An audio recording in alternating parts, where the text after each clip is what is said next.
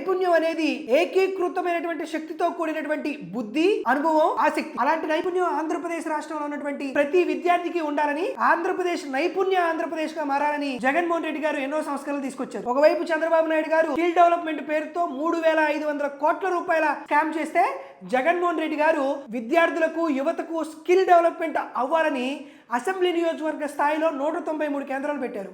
Parliamentary నియోజకవర్గ స్థానాల్లో 27 skill కాలేజీలు ఏర్పాటు చేశారు. దాంతోపాటు ప్రతి సంవత్సరం 1,70,000 మందికి స్కిల్ డెవలప్మెంట్ ట్రైనింగ్ క్లాసెస్ ఇచ్చి, దాంట్లో 95% మందికి క్యాంపస్ ప్లేస్మెంట్స్ ఇవ్వడానికి కావాల్సినటువంటి పరిస్థితులన్నింటినీ జగన్మోహన్ రెడ్డి గారు సృష్టించగలిగాడు.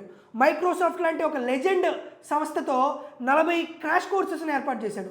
దాంతోపాటు టెక్ మహీంద్రా అనేటువంటి సంస్థ ద్వారా లాజిస్టిక్ సర్వీసెస్లో ఉండేటువంటి స్కిల్ని ప్రవేశపెట్టారు. దాంతోపాటు బయోకాన్ అనేటువంటి మరొక సంస్థ ద్వారా లైఫ్ సైకిల్ సర్వీసెస్ మీద దాని మీద నైపుణ్యాన్ని అభివృద్ధి చేశాడు. దాంతోపాటు స్నడర్ అనేటువంటి సంస్థ ద్వారా సెంటర్ ఆఫ్ ఎక్సలెన్స్ అనేటువంటి అంశం మీద నైపుణ్యవంతులు చేయాలని 201 ప్రభుత్వ పాలిటెక్నిక్ కళాశాలలో శిక్షణకు పరిస్థితులు ఇవ్వడమే కాకుండా సుమారుగా 14 పారిశ్రామిక శిక్షణా కేంద్రాలను ఏర్పాటు చేసి ఆంధ్రప్రదేశ్ రాష్ట్రంలో ఉన్నటువంటి యువతకు ఇక్కడ ఉన్నటువంటి పరిశ్రమల మధ్య అనుసంధానం చేసి స్థానికులకే ఇక్కడ ఉద్యోగాలు ఇవ్వాలని ఒక చట్టం తీసుకొచ్చి మరి ఆంధ్రప్రదేశ్ రాష్ట్రంలో నుండి యువతకి జగన్మోహన్ రెడ్డి గారు అండగా నిలబడ్డారు.